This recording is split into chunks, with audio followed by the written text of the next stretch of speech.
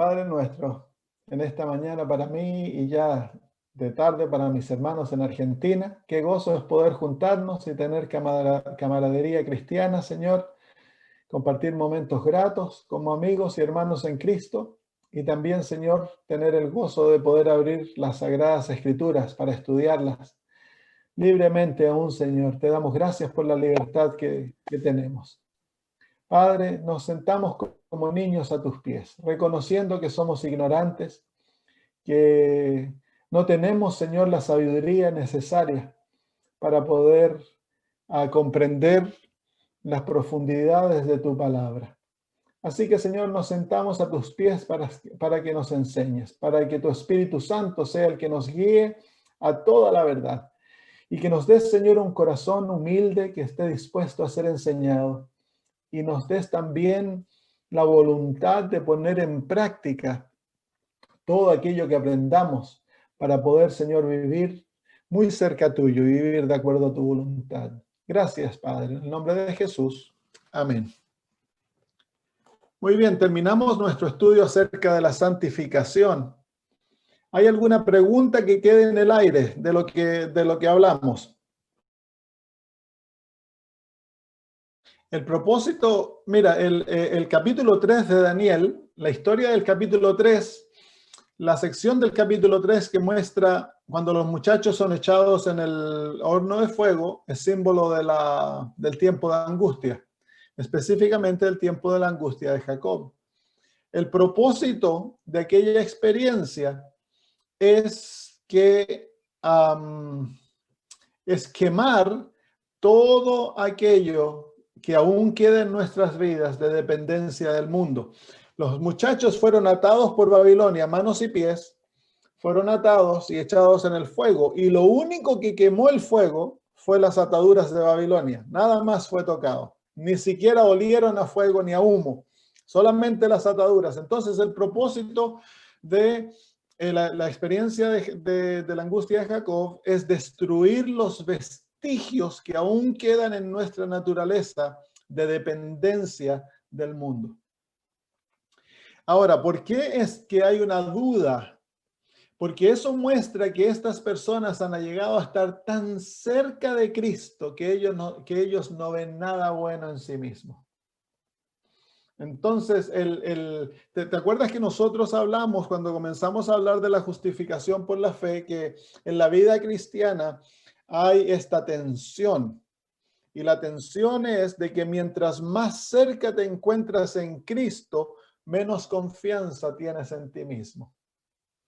Mientras más hermoso ves a Jesús, más feo te ves a ti. Entonces, nuestra confianza es en Cristo Jesús y no hay confianza en nosotros. Y eso es la experiencia de los 144,000. Cuando están pasando por aquella experiencia, muestra claramente que no hay seguridad alguna en ellos. Y al mirarse a sí mismo, ellos levantan la pregunta: ¿han sido todos mis pecados perdonados? ¿He sido acepto por Dios? Porque ellos no ven nada bueno en sí mismos. Pero a la misma vez hay algo muy hermoso, porque cuando tratan de recordarse de sus pecados, dice la hermana de White, no se acuerdan. No hay memoria de sus pecados. ¿Por qué? Porque han sido los pecados, el récord de los pecados ha sido erradicado en el cielo, y el Espíritu Santo ha erradicado la memoria de nuestros pecados de nuestra mente. Entonces, la incertidumbre simplemente está basada como producto de la verdadera experiencia de la justicia por la fe, que es una plena desconfianza de mí mismo, el no ver nada bueno en mí. Muy bien, se ve que has estado pensando en lo que hemos enseñado y lo estás aplicando ahora a ciertos aspectos de la fe adventista, que a veces ese es un punto que ha llevado a muchos a tener temor del tiempo de angustia. Porque ellos ven, no, porque un terrible tiempo, ¿por qué es que vamos a estar dudando de nuestra salvación? Y eso los lleva a pensar de que uno nunca podemos tener certeza de salvación. No, tenemos certeza en Cristo, no en nosotros. Y mientras más nos escondamos en Cristo, menos certeza tenemos en mí mismo. Y eso me lleva a esconderme más en Jesús.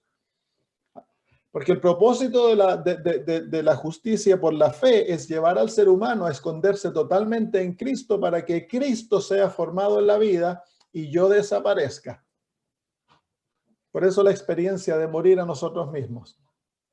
Que es algo que se ha enseñado poco dentro de nosotros. Hemos hablado mucho de la santificación, pero no sabemos cómo ser santificados. Creemos que nosotros tenemos que alcanzarlo. Pero no el sábado nos enseña cómo ser santificados. Mira, ya hablamos de esto, pero durante la semana descubrí un punto bien bonito del sábado. Para entrar al sábado, tú tienes que dejar de obrar, tienes que descansar de tus obras. Eso es la justificación por la fe. Eso enseña la justificación. Para poder entrar al descanso divino hemos de ser justificados, pero el descanso divino te enseña la santificación. En otras palabras, para poder ser santificados, nosotros primero hemos de experimentar la justificación, que es descanso de nosotros mismos, de nuestros pecados en Cristo Jesús, y aferrarnos a su justicia, a lo que Él ha hecho por nosotros. Nuestra seguridad se encuentra en Cristo, en lo que Él ha hecho y hace por nosotros hoy en el santuario celestial. Así que yo siempre digo que de todos los cristianos, los adventistas del séptimo día, debiéramos ser los menos legalistas. ¿Por qué? Porque tenemos el sábado. Y el sábado es una lección práctica cómo nosotros somos salvos. Nos enseña la justificación y la santificación. Ambas obran conjuntamente para darnos la justicia de Cristo, que es recibida por fe. ¿Hay alguna otra pregunta? Estos son temas profundos, debieran causar muchas preguntas. Porque realmente esto es el corazón del Evangelio.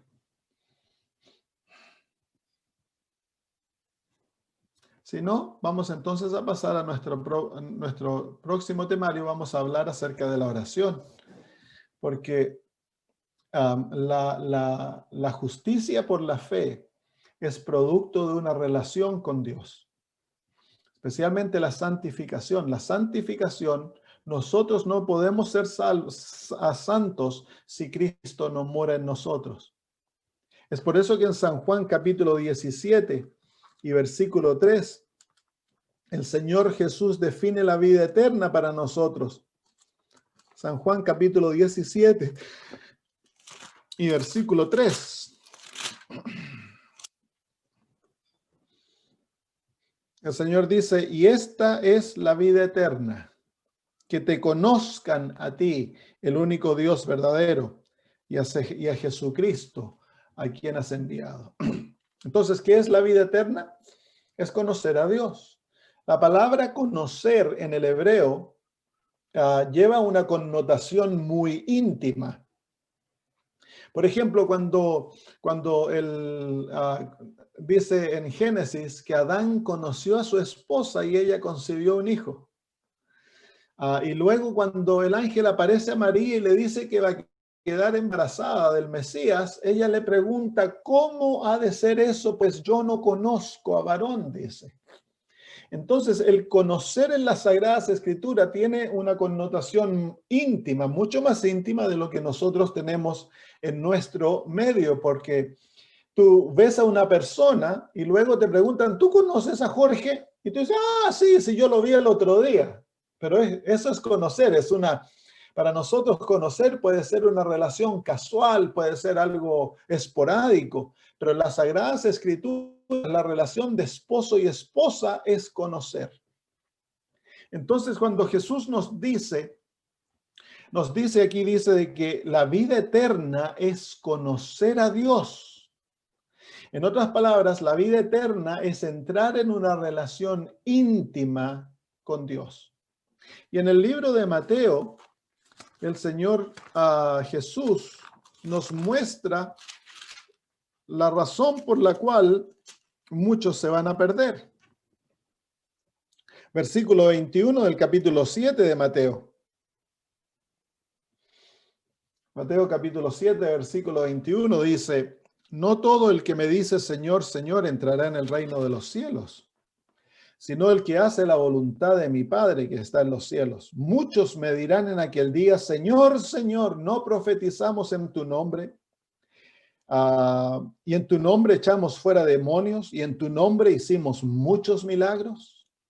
Y entonces les declararé, nunca os conocí, apartaos de mí, hacedores de maldad. ¿Por qué se pierden estas personas? Estas personas eran cristianos. Predicaban en el nombre de Jesús, hacían milagros en el nombre de Jesús, incluso profetizaban en el nombre de Jesús. ¿Pero por qué se pierden? Porque nunca tuvieron una relación íntima con Cristo. Ellos usaban el nombre de Cristo, pero no conocían a Jesús. Ellos sabían de Jesús, pero no conocían a Jesús. Porque la justicia por la fe, hermanos, no es algo que el Señor nos da. La justicia por la fe es una experiencia en la cual nosotros entramos cuando Cristo viene a vivir en nosotros. Por eso Jeremías nos dice que este es el nombre por el cual él se llamará Jehová justicia nuestra. Entonces Jehová es nuestra justicia. Y el apóstol Pablo en Primera de Corintios capítulo 1, versículo 30, nos muestra que la justicia de Cristo está basada en una relación íntima con Cristo Jesús. Dice, mas por él estáis vosotros en Cristo Jesús, el cual nos ha sido hecho por Dios sabiduría, justificación, santificación y redención. Así que la persona de Cristo es quien es para nosotros sabiduría, justificación, santificación y redención. Si tenemos a Cristo y estamos en una relación viva con Él, Él es todo eso para nosotros. Si tú sabes de Cristo, pero tú no tienes una relación viva con Él, entonces Él no puede ser justicia para ti. Justificación y santificación. Entonces, debemos tener claro de que la justicia por la fe ocurre en el contexto de una relación íntima con nuestro Señor. Entonces, como cristianos, nosotros debemos buscar esa relación y pelear por ella, darle el lugar más importante. Es aquí donde Satanás nos batalla momento a momento en nuestra vida. Satanás entiende muy bien que toda relación está basada en una comunión. Toda relación. La relación de amigos existe en el contexto de comunicación, existe en el contexto de pasar tiempo juntos, existe en el contexto de llegar a tener intimidad, del conocernos, el compartir tiempo juntos, el compartir nuestros problemas, nuestros deseos, todo aquello. La relación de matrimonio mucho más depende del pasar tiempo juntos, de tener intimidad, si no existe eso, la relación se deshace y eventualmente se termina. Y es lo mismo de nuestra relación con Jesús. Entonces Satanás nos batalla, nos hace extremadamente ocupados, hace que nuestra relación llegue a ser formal, que no tenga sabor, que lo hagamos simplemente porque tenemos que hacerlo. Es algo más que cumplimos. No es una relación viva. Es por eso que el Señor Jesús le dice a los de Efesios, si ustedes vienen al libro de Apocalipsis capítulo 2, perdón, en la carta a los Efesios, dice el Señor, era una iglesia muy buena, dice desde el versículo 2, dice, yo conozco tus obras y tu arduo trabajo y paciencia, y que no puedes soportar a los malos y has probado a los que se dicen ser apóstoles y no lo son, y los has hallado mentirosos, y has sufrido y has tenido paciencia, y has trabajado arduamente por amor de mi nombre, y no has desmayado. Qué descripción de esta iglesia. Pero tengo, luego dice el versículo 4, pero tengo contra ti que has dejado tu primer amor. Entonces la relación con Dios está basada en amor. No es algo legalista, no es algo mecánico. La relación con Dios es una relación de amor. Por eso el Señor Jesús dice que hemos de amar a Dios con toda nuestra mente, con todo nuestro corazón, con todas nuestras fuerzas y con toda nuestra alma. Es una relación de amor y tan solo los que aman pueden obedecer los mandamientos. Si me amáis, guardad mis mandamientos. Así que Dios ha separado totalmente cualquier opción de poder tener una relación con Él simplemente, bueno, yo soy adventista, yo voy a la iglesia, guardo los sábados, cumplo ciertos puntos, pongo tics y digo, bueno, soy un buen adventista, ya me voy al cielo. No, no, está basado en una relación viva. Y Dios es un Dios celoso, dice la Biblia. ¿Y qué muestra celos? En el caso de Dios es el resultado de un amor puro. En el caso nuestro es egoísmo. En el caso de Dios es el resultado de un amor puro hacia nosotros. Él anhela que nosotros le demos nuestro más grande amor, nuestro amor más puro. Y aquí se pone triste cuando nosotros perdemos la motivación del amor. La única motivación que Dios acepta para nuestra obediencia es la motivación del amor. Y el amor nos habla de una relación. Sin amor no podemos estar relacionados con Dios. Y sin esa relación no tenemos vida eterna. La vida eterna es el resultado de una relación viva con Cristo. Entonces, cuando tú entras en esa relación viva, cuando tú te sometes y te aferras a Cristo Jesús y lo amas de corazón, entonces la vida eterna ha comenzado para ti. Puedes estar viviendo, puedes estar en una cama muriendo de cáncer, pero te entregaste a Cristo, te aferraste a Él y tu corazón le ama de todo corazón. Entonces, la vida eterna ha comenzado, porque esa es la vida eterna, el amar a Dios. Ahora, cuando amamos a Dios, entonces nosotros, el amor naturalmente busca intimidad. Yo a veces como pastor veo jóvenes que están enamorados. Ellos dicen, se quieren casar, están enamorados, pero no pasan tiempo juntos. Él anda por allá, ella anda por allá. Yo les digo, ustedes no están enamorados. Porque cuando yo me enamoré, yo quería pasar con la que ahora es mi esposa, ¿no? María José. Yo quería pasar con ella. No importa que lloviera, truenara, no importa que mi suegra me dijera que no. Yo estaba ahí al pie del cañón para verla. ¿Por qué? Porque es lo natural, el amor anhela intimidad y Dios es un Dios de amor. Él anhela intimidad con nosotros. Por eso nos ha invitado a conocerle. Así que la santificación, la justicia que Dios nos otorga es otorgada en el contexto de una relación de amor. Y para que toda relación exista debemos aprender a hablar. Y es aquí donde viene la experiencia de la oración. Sin oración, nuestra relación con Dios tarde o temprano va a fracasar y va a morir como una planta que no se le echa agüita. Así que vamos a ver hoy a la importancia de la oración y cómo la oración pone al alcance de todos nosotros poder ilimitado. Vamos a ver algunos versículos en cuanto a esto. Vengan al libro de Marcos capítulo 9, versículo 23. Marcos capítulo 9, versículo 23.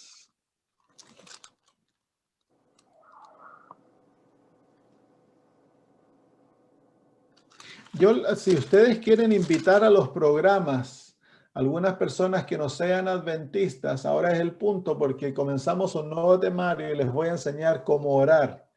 Así que si hay personas que ustedes desean invitar, no van a quedar colgados ahora porque comenzamos el temario de la oración, vamos a pasar hartas semanas estudiando acerca de la oración. Es una oportunidad en la cual ustedes pueden invitar a otras personas. Marcos capítulo 9 y versículo 23. Dice, entonces Jesús mirando alrededor dijo a sus discípulos, no, ese es 10:23, perdón, 9:23. Dice, y Jesús le dijo, si puedes creer, al que cree, todo le es posible. Si puedes creer, al que cree, todo lo es posible. Esas palabras de Cristo son sorprendentes, ¿no les parece? Son realmente sorprendentes porque dice que para el que cree, todo le es posible. Y si lo ponemos de la parte negativa, nada nos es imposible. Nada es difícil. Porque la fe, ya lo estudiamos, esto nos une a Dios. Es a través de la fe que nosotros tenemos alcance a los graneros de Dios. Todo está al alcance de aquel que tiene fe, pero ¿cómo es que nosotros usamos la fe? Dice la hermana de White que la fe y la oración han de ser usadas juntas, pues son hermanas gemelas, trabajan siempre juntas. Y ahora vamos a pasar estudiando acerca de la oración, porque la oración, la hermana de White la define como el aliento de la vida espiritual. La oración es lo que la respiración, el aire, es para la vida física, la oración lo es para la vida espiritual. ¿Cuánto tiempo puedes tú pasar sin comer? Como 40 días una persona sobrevive sin comer. ¿Cuánto tiempo puedes pasar sin tomar agua? También días.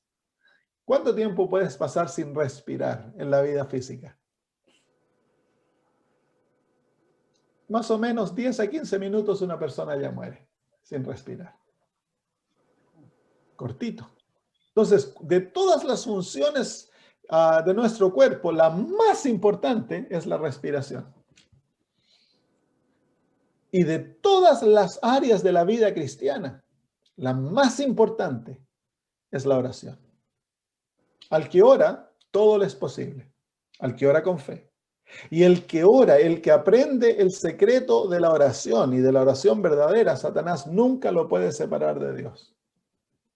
Te pueden quitar las sagradas escrituras, te pueden llevar todos los libros de la hermana White, pero la oración nunca te la pueden robar, hermanos.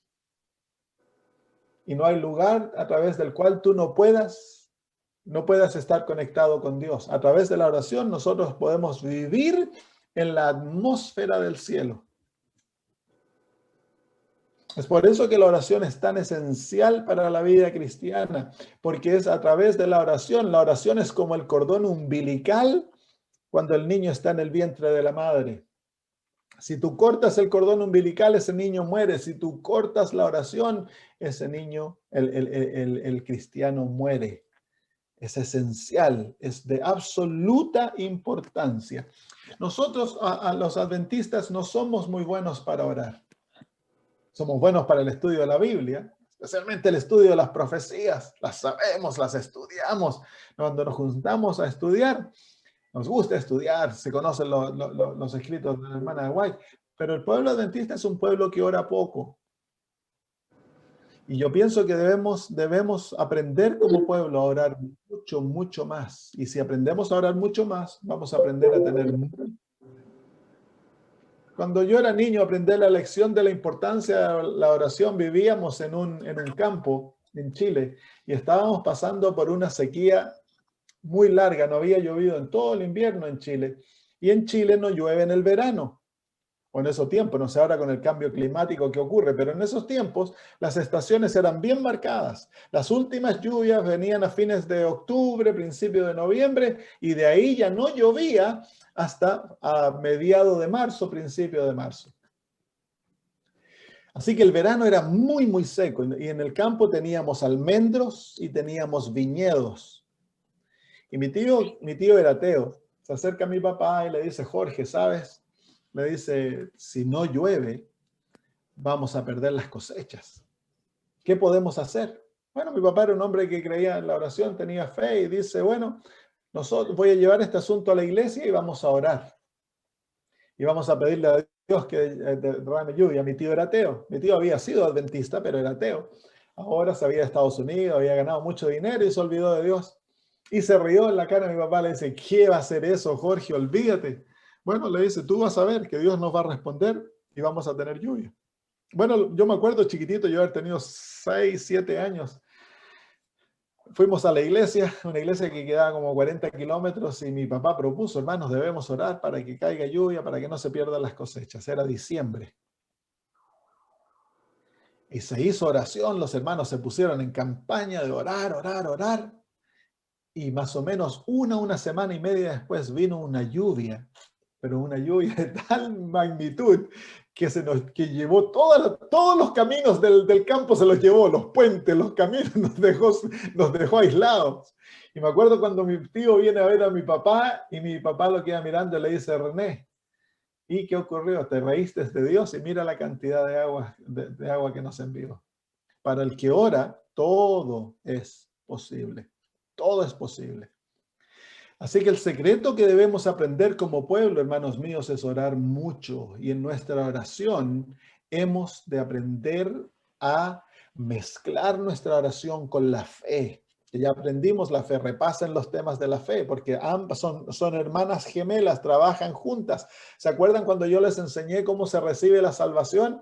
Es la mano. ¿Se acuerdan? ¿Y qué hay en la mano? Hay una llave.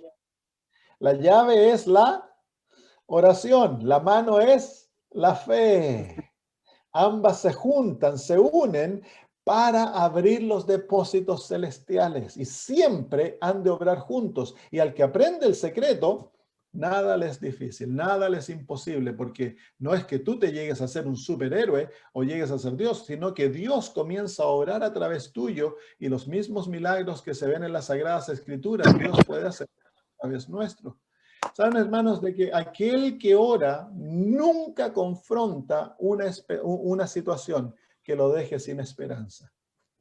El que ora nunca confronta una situación que lo deje sin esperanza. Para el que ora, en todas circunstancias hay esperanza. Todas las circunstancias tienen una salida.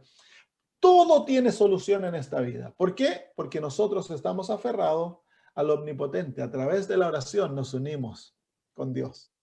Y Dios es nuestro Padre. La oración es esencial. Yo leí la historia de un hombre, no sé si estará en español este libro, es un libro adventista que cuenta la historia de un soldado alemán y se llama 1000 caerán a tu diestra, dice. ¿Lo tienen ese libro? La historia de un soldado alemán adventista que él era colportor y fue enlistado al ejército de la Segunda Guerra Mundial. Y él fue llevado por todo el año, él fue a pelear ellos construían puentes y su batallón fue llevado para Rusia. Y cuenta cómo en los 4 años de la guerra, 4 años y medio de la guerra, o 5 años de la guerra, Dios lo protegió.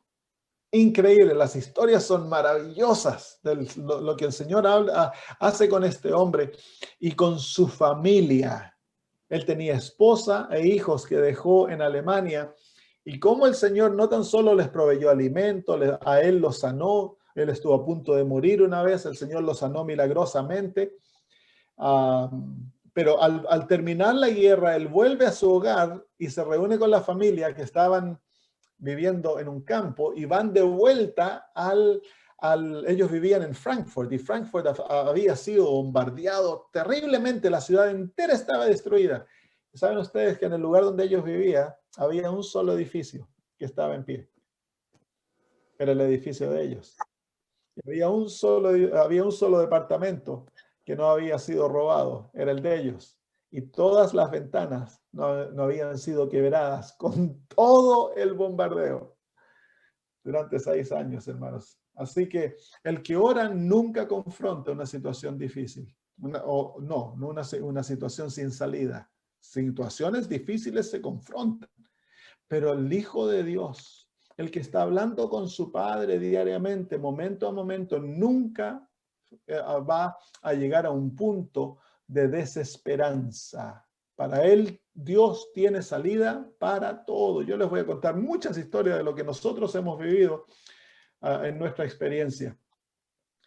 Vengan a Filipenses capítulo 4.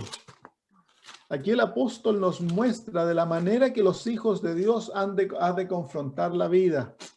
Filipenses capítulo 4, versículos 6 al 7. Filipenses capítulo 4, versículos 6 al 7. Leamos desde el versículo 4. Dice, regocijaos en el Señor, siempre. Otra vez os digo, regocijaos. Vuestra gentileza sea conocida de todos los hombres. El Señor está cerca. Y ahora el versículo 6. Por nada estéis afanosos o ansiosos, si no sean conocidas vuestras peticiones delante de Dios, en toda oración y ruego, con acción de gracias. Y la paz de Dios, que sobrepasa todo entendimiento, guardará vuestros corazones y vuestros pensamientos en Cristo Jesús. Así que el apóstol Pablo aquí nos da el secreto de la paz. ¿Cuál es el secreto de la paz? Y esta es paz interna. Dice el Señor Jesús, mi paz os doy, mi paz os dejo, no como el mundo os la da, yo os la doy, dice. ¿Cuál es la paz del mundo? La paz del mundo. El mundo tiene paz cuando todo lo que los rodea se encuentra en paz y todo está yendo bien, tienen buen trabajo, las relaciones están contentas, hay salud, entonces hay paz. No para el cristiano.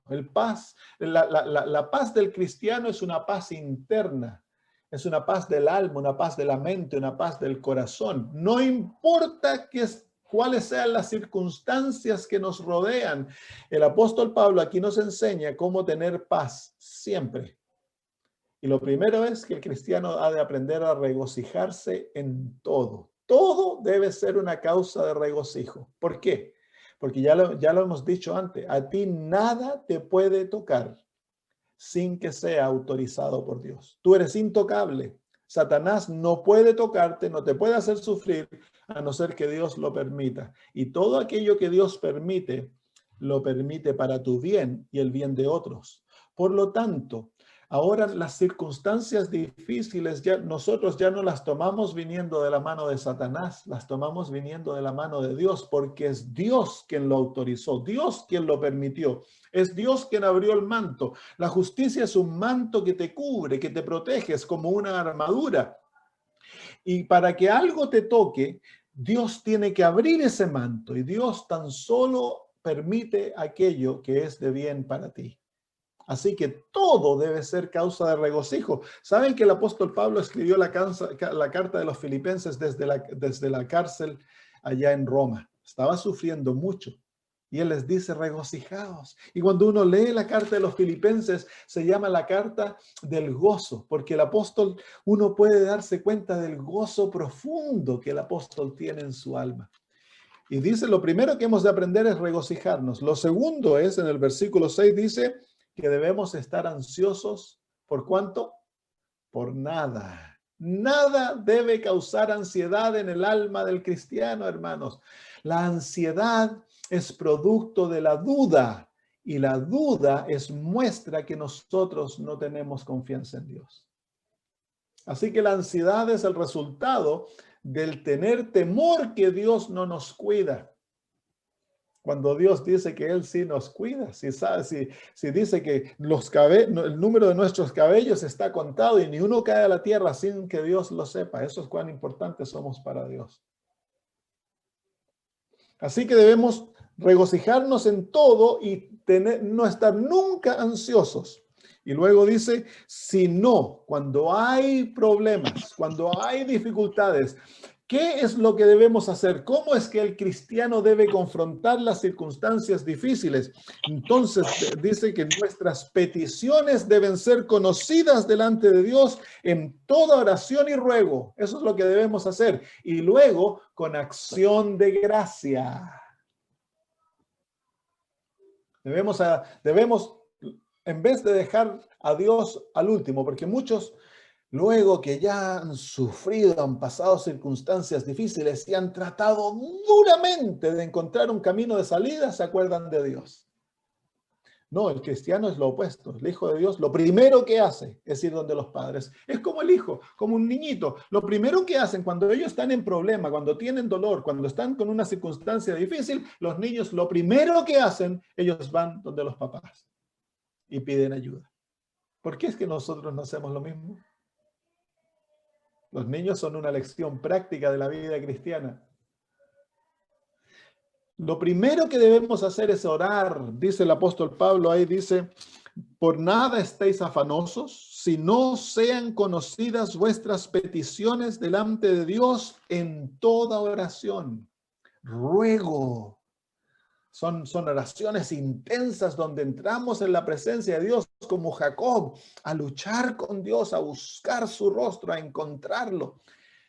Y acción de gracia. Entonces, en el medio de todo, miren como cuando Daniel fue echado al foso de los leones. ¿Se acuerdan ustedes qué fue lo que hizo cuando se pasó la ley? Dice que Daniel se fue a su cámara, abrió sus ventanas y oraba 3 veces al día agradeciendo a Dios. Pero si él sabía que le iba a costar su vida, sí, porque él sabía que nada le puede llegar a su vida sin que no sea por autorización divina. Por lo tanto, él ya se regocijaba, que si moría era la voluntad de Dios. Claro, hermanos, si tú y yo morimos y es la voluntad de Dios, es causa de regocijo, porque Él nos está salvando. Él sabe lo que es bueno para nosotros. En vez de acongojarnos porque nos dijeron que tenemos 6 meses de vida, debemos regocijarnos y alabar el nombre de Dios, porque a ti nada te puede pasar sin que Dios lo permita, hermanos. Y si Dios lo permite, es para regocijarnos, pues, es para agradecerle. El que aprende a vivir de esta manera, hermanos, Satanás pierde su control sobre ellos, porque te tira algo para destruirte y tú, en vez de acongojarte y ponerte depresivo, vas, alabado sea Dios. Y el diablo se tira los pelos. ¿Qué pasó aquí? Vamos a tirarle algo peor. ¡Pum! Te tira algo peor y tú, gracias Señor, qué lindo, muchas gracias. Y el diablo dice, ¿qué está ocurriendo? Entonces ya pierde el poder. Porque Satanás sabe de que nosotros estamos manipulados por nuestras circunstancias. Si las circunstancias son buenas, andamos felices, nos creemos los mejores cristianos. Pero el momento que cambian las circunstancias, se nos estira el rostro, nos amargamos, nos ponemos cabizbajos. No, el cristiano debe regocijarse en toda circunstancia, el aprender a alabar a Dios en todo. Me acuerdo yo cuando éramos niños, nosotros somos 11, 2 mitad de hermanas, 3 adoptados y 6 nacidos de mi mamá. El hermano que viene antes que yo, David, fue diagnosticado en el año 1982 con un tumor cerebral. Y cuando las radiografías mostraban, o el scan, eran los primeros scans en ese tiempo, mostraba que tenía el cerebro del tamaño de una manzana alojado bajo el cerebro, en el cerebelo, y estaba ramificado. Los doctores dijeron que las chances de sobrevivir de mi hermano eran muy, muy bajas, y que si sobrevivía, las chances que quedara cuadrupléjico eran muy, muy altas. Mi mamá era una mujer de oración, es una mujer de oración, mi papá también. Se dedicaron a orar, pidieron oración a las iglesias. Chile entero oró por mi hermano, incluso aquí en Australia comenzaron a orar por él. Y un mes, en esos tiempos se pasaba mucho tiempo. Y yo me acuerdo la actitud de mi papá. Nosotros creíamos que mi papá estaba loco, mi papá andaba contento, igual que cuando se nos quemó la casa, mi papá andaba contento. Yo no entendía, ahora entiendo el por qué. Porque mi papá sabía de que nada puede tocarnos a no ser de que sea la voluntad divina, y cualquier cosa que se permita es para nuestro bien. Mi hermano eventualmente, mi mamá oraba 3 veces al día, religiosamente, oraba 3 veces al día, pasaba noches enteras orando. Eventualmente, cuando vino la operación, abrieron la cabeza de mi hermano y le encontraron que tenía un quiste pequeñito y un tumor benigno. Lo sacaron y mi hermano todavía está bien, nunca tuvo cuadriplegia, llegó a ser un profesional y ahora vive aquí en Australia con su familia. El que tiene a Dios y sabe comunicarse con Él, vive una vida de oración, nunca confronta una circunstancia que no tenga salida. La vida está llena de paz, porque la paz se encuentra internamente, porque Cristo mora en nosotros y tenemos confianza en Él. La oración es el medio a través de la cual nosotros conocemos, hermanos, la mente divina. Conocemos cómo Dios trabaja. Entramos en relación personal con Él. Llega a ser un Dios real, un Dios vivo, que te escucha, que te habla, que responde tus oraciones, que te guía, que te protege y que a veces permite circunstancias difíciles para tu bien. Muy bien, así que ese es el secreto el secreto de la vida de paz se encuentra en aprender a orar y confiar en nuestro Dios. Miren lo que dice en el libro de Mateo, queridos hermanos. Mateo capítulo 7. El Señor Jesús nos muestra cómo los hijos de Dios pueden vivir. Capítulo 6, perdón, versículos 25 en adelante. Capítulo 6, versículos 25 en adelante dice: por tanto os digo, no os afanéis, no estéis ansiosos. ¿Saben que en el original dice, por tanto os digo que no te dediques a pensar, dice, por vuestra vida? ¿Qué habéis de comer o qué habéis de beber? Ni por vuestro cuerpo, ¿qué habéis de vestir? ¿No es la vida más que el alimento y el cuerpo más que el vestido? Mirad las aves del cielo, que no siembran, ni siegan, ni recogen en graneros, y vuestro Padre Celestial los alimenta. ¿No valéis vosotros mucho más que ellas? ¿Y quién de vosotros podrá, por mucho que se afane, añadir a su estatura un codo? Ahí está hablando del crecimiento espiritual. Y por el vestido, ¿por qué os afanáis? Considerad los lirios del campo, cómo crecen, no trabajan ni hilan. Pero os digo que aún Salomón con toda su gloria se vistió así como uno de ellos. Y si la hierba del campo, que hoy es y mañana se echa en el horno, Dios la viste así, ¿no hará mucho más a vosotros, hombres de poca fe? No os afanéis, pues, diciendo qué comeremos o qué beberemos o qué vestiremos. Porque los gentiles o los paganos, los que no conocen a Dios, buscan todas estas cosas. Pero vuestro Padre Celestial sabe que tenéis necesidad de todas estas cosas. Y si Dios sabe que tenemos esa necesidad, ¿por qué nos afanamos? Si Dios es un Dios tan bueno. Mas buscad primeramente el reino de Dios y su justicia, y todas estas cosas os serán añadidas. Esa es la promesa divina. Así que no os afanéis por el día de mañana, porque el día de mañana traerá su afán. Basta a cada día su propio mal. Así que, ¿cuáles son las cosas que no debemos afanarnos? De la comida, del vestido, de la vida. Así que si estás enfermo, no te afanes de la vida, no te afanes del día de mañana. No debemos afanarnos por nada, no debemos estar ansiosos por nada. Estábamos con mi esposa en Uruguay. Habíamos ido a hacer campaña a Chile, luego fuimos a Uruguay a hacer otra campaña, a visitar unos parientes, y luego fuimos a Bolivia a hacer también un programa. Y estábamos en Uruguay y el Señor nos proveyó el dinero necesario para no tan solo viajar como familia, sino que también pagar los programas evangelistas.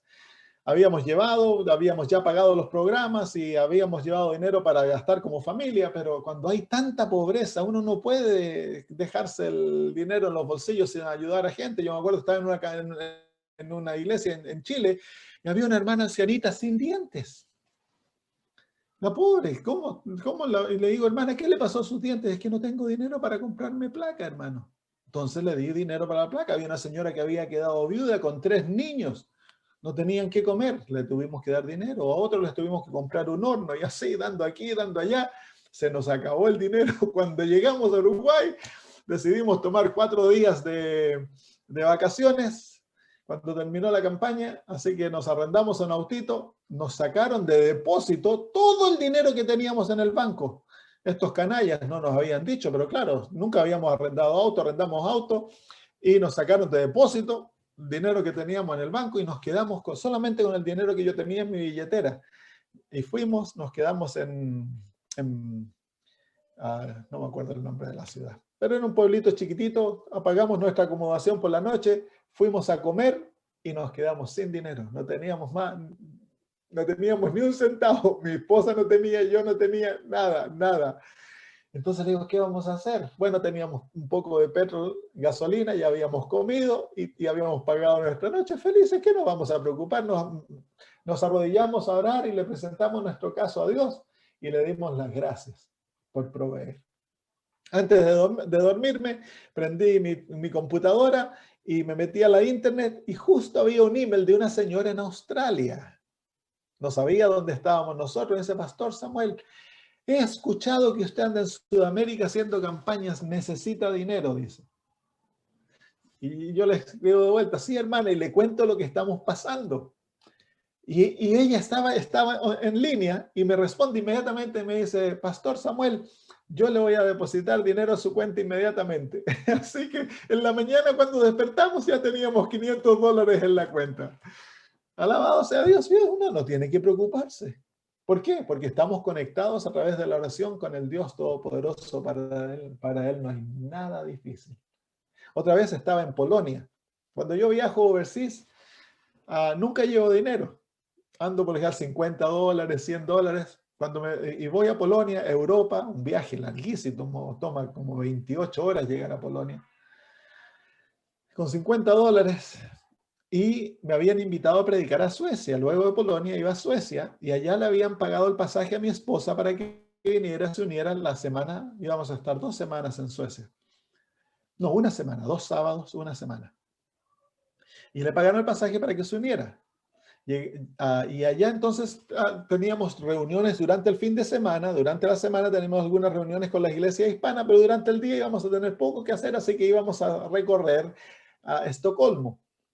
Pero no teníamos dinero. Entonces, cuando yo estaba en Polonia, yo le oré y le dije al Señor, Señor, ¿podrías proveernos un poquito de dinero para pasarla bien en Suecia? Las vacaciones. El Dios que se preocupa de todo.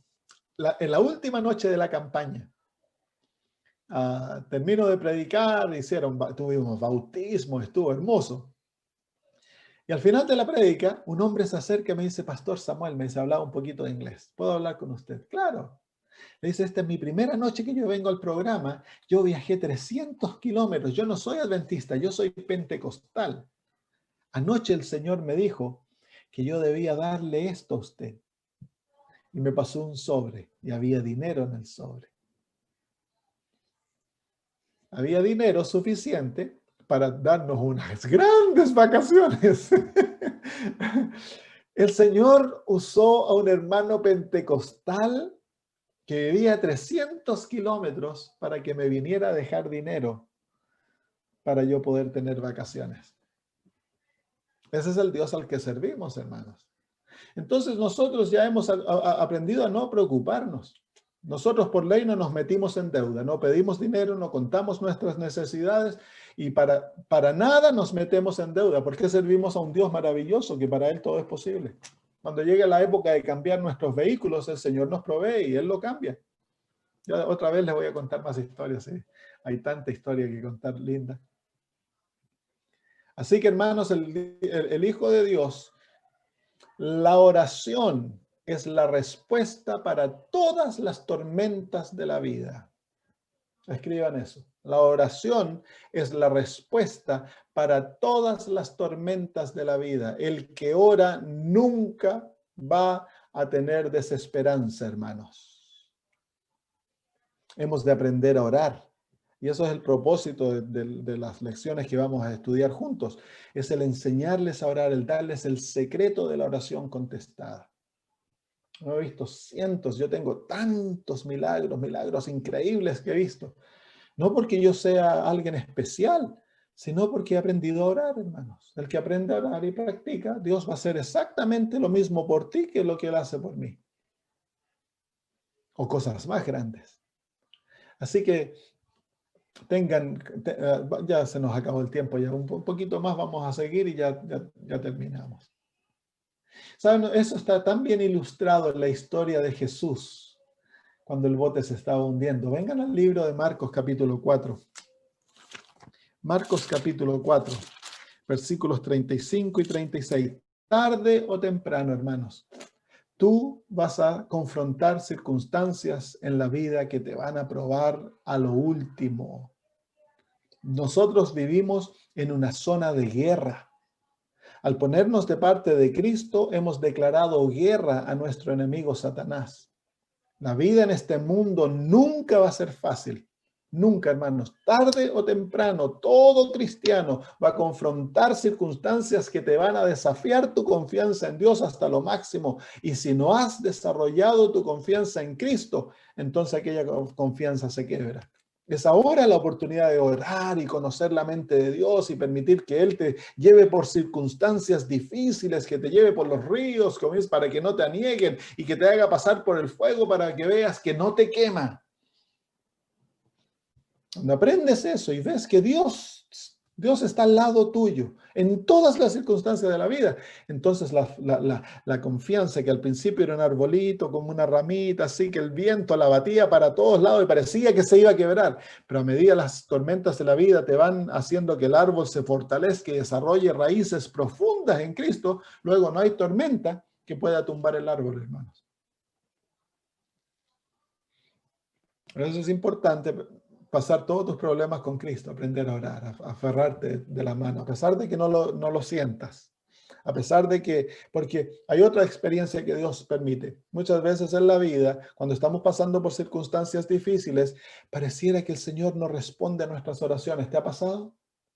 Pareciera como que el Señor se alejó. Uno no siente a Dios cerca. ¿Por qué Dios permite aquello cuando lo necesitamos tanto?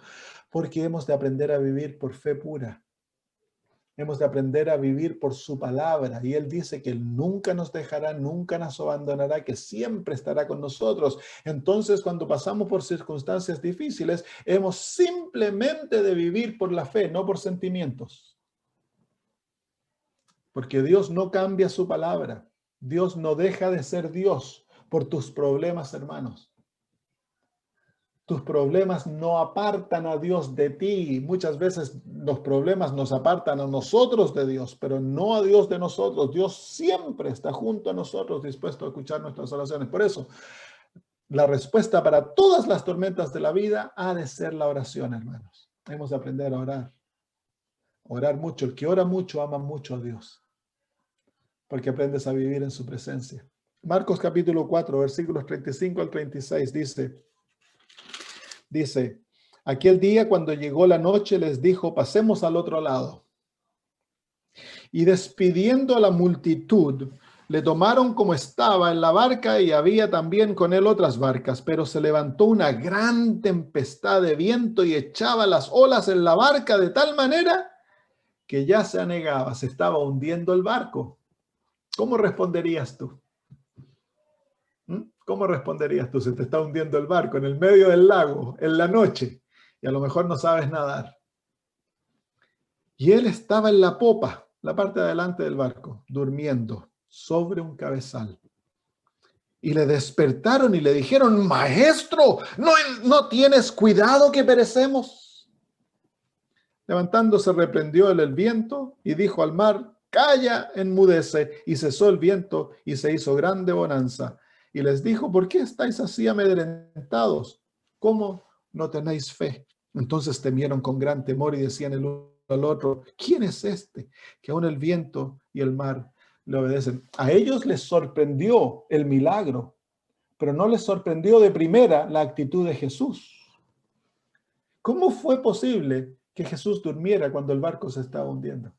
Hay varias lecciones. Jesús podía dormir porque fíjense que Jesús a ellos les dijo, antes de que comenzara la tormenta, antes de que comenzara el problema, Jesús les dijo, versículo 35, pasemos al otro lado. Así que estaba garantizado que iban a pasar al otro lado porque Él les había dicho, les había dado su palabra que vamos al otro lado. Ese barco podría haber sido el primer submarino y ellos habrían llegado al otro barco. Era imposible de que ese barco se hundiese y que los apóstoles y Jesús se murieran, porque Jesús ya había dicho, vamos al otro lado. Entonces los apóstoles podrían haber confrontado la tormenta cantando y regocijándose en el Señor, en vez de estar desesperados. ¿Por qué estaban desesperados? Porque les faltó la fe. ¿Por qué es que Jesús dormía? Porque Él tenía plena fe en su Padre. Jesús sabía que a Él nada le podía pasar a no ser que el Padre lo permitiera. Y si el Padre lo permitía, Él estaba feliz. Jesús dormía. En el medio de la tormenta, Jesús dormía. ¿Cuándo se acabó la tormenta? Una lección. Los apóstoles, en el medio de su desesperación, cuando ya habían llegado a la conclusión que se hundían y se morían porque todo lo que ellos habían podido hacer no les funcionó. Como pescadores, estos hombres habían crecido en ese lago, lo conocían como la palma de su mano, habían confrontado tormentas, ellos se creían capaces de sobrevivir la tormenta, pero esta tormenta fue más allá.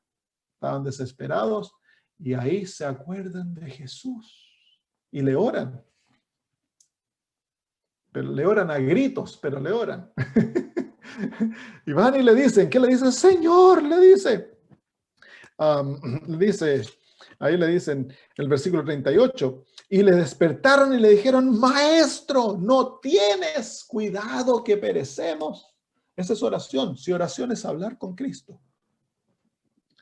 Muchas veces nosotros pensamos en la oración en forma formal. Las manos juntas, los ojos cerrados.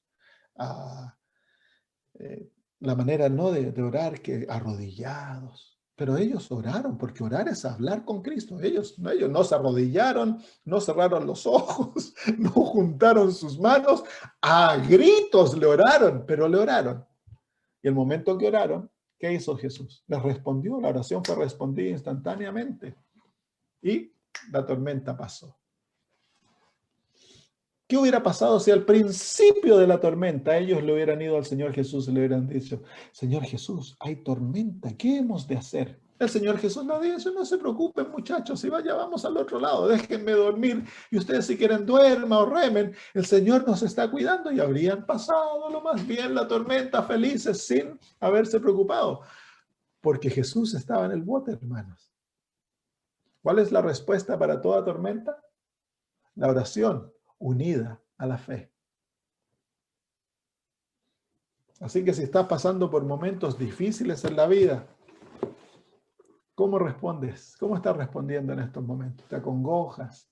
¿Pasas las noches sin dormir? Si estás desempleado, si hay enfermedad, si hay problemas de relación, ¿qué pasa? La respuesta para el cristiano, todas las circunstancias que confrontas, es un llamado a la oración. El cristiano que sabe orar es el cristiano que tiene respuesta, hermano. ¿Hay alguna pregunta?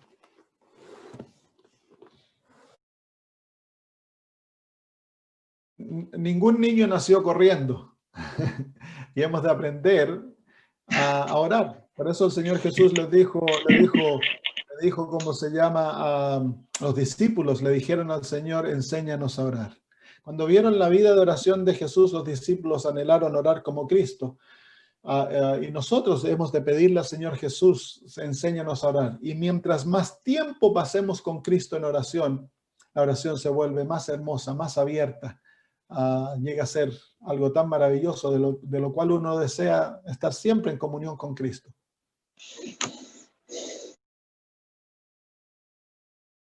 Tomamos una reunión en cuanto al sábado y la santificación, cómo el sábado nos enseña qué es la santificación. El sábado tiene varios propósitos en la vida cristiana. Nos recuerda que Dios es el creador, nos recuerda que Dios es el salvador, nos recuerda que Dios es el que nos santifica. También nos recuerda que Dios es el que nos justifica. Así que en el sábado Dios encapsuló todo lo necesario para que nosotros cada 7 días aprendamos o nos recordemos cómo somos salvos. Lo que practicamos en forma física, Dios desea que tenga lecciones espirituales. Y así como para entrar en el sábado hemos de descansar de nuestras obras, para nosotros entrar en el descanso de la salvación, porque el sábado es un símbolo de ese descanso, nosotros hemos de descansar de nuestras obras y aferrarnos a las obras de Cristo, que es la justificación. Esa es la experiencia de la justificación. Y esto nos enseña que a través de la justificación, entonces nosotros entramos en la experiencia de la santificación, porque el sábado nos enseña que no hemos de hablar nuestras propias palabras, que no hemos de obrar nuestras propias acciones, que no debemos complacernos a nosotros mismos, Isaías 58, sino que debemos complacer a Dios porque es su día. ¿Y qué es eso? Eso es la santificación, es el aprender a vivir no una vida egoísta, sino que una vida de amor a Dios. Eso es la santificación. Así que el sábado nos enseña toda la experiencia de la salvación. Si durante la semana te volviste legalista y comenzaste a centrar tus ojos en ti, si realmente entiendes el sábado, entonces al llegar a las horas del sábado vamos a abandonar el legalismo, los pesos que llevamos, porque en el sábado está prohibido llevar pesos. Debemos dejarlos a los pies de la cruz. Y eso nos enseña que nuestra salvación se encuentra en Cristo Jesús.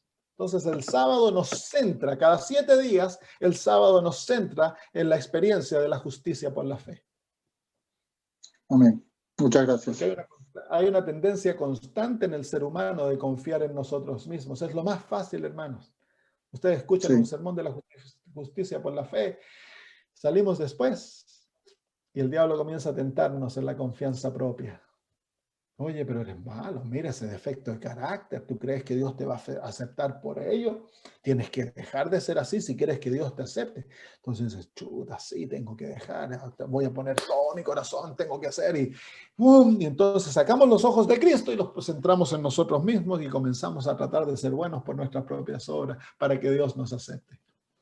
Eso es la caída más común que tenemos en la vida cristiana, porque al sacar los ojos de Cristo los ponemos en nosotros. Entonces ahora creemos que somos salvos por el vegetarianismo, por la ropa, por el sábado, por el diezmo. Es algo inconsciente, pero eso es lo que decimos. Pero la justicia por la fe nos enseña que en Cristo tenemos todo, que el que tiene a Jesús lo tiene todo. Y que en Cristo Jesús no tan solo somos justificados, en Cristo Jesús también somos santificados. Y Él es nuestro descanso. El sábado nos enseña a Cristo como nuestro descanso. Es por eso que los evangélicos, ellos han entendido algo del sábado. Los evangélicos dicen, no, Cristo es nuestro sábado. Y el adventista dice, ¿cómo va a ser eso que Cristo es nuestro sábado? Le dice, no, pues le dice, no puede ser, si el sábado es el sábado. Y el evangélico dice, no, ya no es necesario guardar el sábado. Ahí es donde ellos han cometido el gran error, pero ellos han visto de que el sábado nos enseñaba a descansar en Jesús. Y esa es la gran lección que muchos de los adventistas no entienden del sábado, y el sábado lo han vuelto en legalismo. Ambos van juntos. El sábado es el medio físico a través del cual el Señor me enseña tremendas lecciones espirituales. Y debemos tener a ambas. Así que si realmente entendemos el sábado es la experiencia más linda de la semana, porque estamos practicando nuestra salvación. Debe ser un día de mucho regocijo. En el hogar adventista, el sábado debiera ser un día de regocijo. Saben ustedes que los judíos que no entienden estas cosas, para ellos el sábado es el día más hermoso de la semana. Un pastor que visitó, amigo mío que fue a Jerusalén, dice que cuando se va a poner el sol el día viernes, los judíos ortodoxos se encuentran alrededor del muro del templo y comienzan a tocar música, comienzan a cantar y comienzan a danzar. Los hombres con los hombres, las mujeres con mujeres. Cuando le dan la bienvenida al sábado, es un momento, pero de mucho regocijo. Y cuando despiden el sábado, es un momento triste. Les duele despedir el sábado. Nosotros debiéramos hacer eso. El sábado, la hermana Guay dice, debe ser el día más lindo de la semana. Comida especial, ropa especial, todo especial para el sábado. Pero nosotros los adventistas nos hemos vuelto como los judíos y hemos hecho del sábado un día de peso. Lo hemos definido por lo que no se puede hacer. No puede hacer esto, no puede hacer lo otro, no puede hacer lo otro, no puede hacer lo otro, no puede hacer aquí. Y hemos hecho del sábado simplemente el día que no se puede. Cuando el sábado debiera ser el día que se puede. ¿Qué es lo que se puede hacer? Bueno, podemos dejar de trabajar para pasar con Cristo, para ir a la iglesia, para estar juntos, salir a caminar, hacer cosas lindas. El día viernes en la noche, yo cuando era niño, el día viernes de noche era el día que jugábamos como familia. Comíamos y luego nos poníamos a jugar con los niños y pasábamos horas jugando. El sábado ha de ser el día más lindo de la semana. Y debemos intencionalmente hacerlo. Muy bien, queridos hermanos, nos acabó el tiempo. Un abrazo para todos. Y para aquellos que se nos unen el jueves o el miércoles para ustedes, nos vemos mañana. Ok, oremos. Padre maravilloso, en estos momentos te agradecemos por la invitación tan linda, Señor, que nos has dado de poder caminar nuestra vida junto contigo, Señor. Tenemos una invitación abierta a través de la oración, Señor, de aferrarnos de tu mano y hacerte a ti nuestro mejor amigo. Un compañero, Señor, que nunca nos dejas, nunca nos abandonas. Y nos prometes, Señor, que así como Jesús durmió en la tormenta, nosotros podemos pasar nuestras tormentas, Señor, con gozo, con paz, con plena certeza de que tú estás al lado nuestro. Enséñanos, Señor, a orar. Haz que seamos, Señor, un pueblo de oración, que nuestra vida esté caracterizada por nuestro anhelo de orar contigo. Gracias, Señor, en nombre de Jesús. Amén. Les cuento una historia antes que se vayan. Amén. Los cristianos de Moravia, que eran unos cristianos alemanes, ellos hicieron un pacto con Dios al fin de los 1700. Ellos hicieron un pacto con Dios que por 100 años ellos iban a orar cada hora. Por 100 años iban a orar cada hora, día y noche. Tomó generaciones. Saben que es gracias a estos cristianos de que los adventistas existimos. De ellos salieron los metodistas. Ellos fueron los que llevaron a la conversión se me olvidó el nombre del que comenzó el metodismo, y los adventistas, muchos de los adventistas vinieron del metodismo, de los bautistas.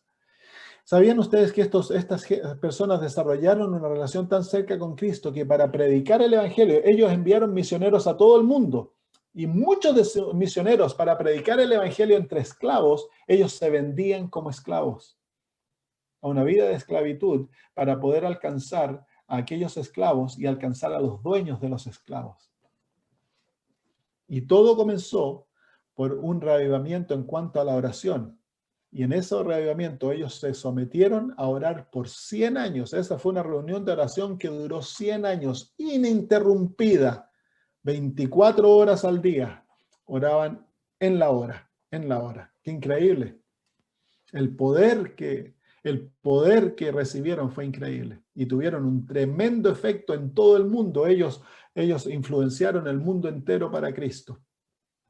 Yo pienso que como adventistas, si queremos que se acabe nuestro mensaje, debiéramos preocuparnos de la oración, hermanos.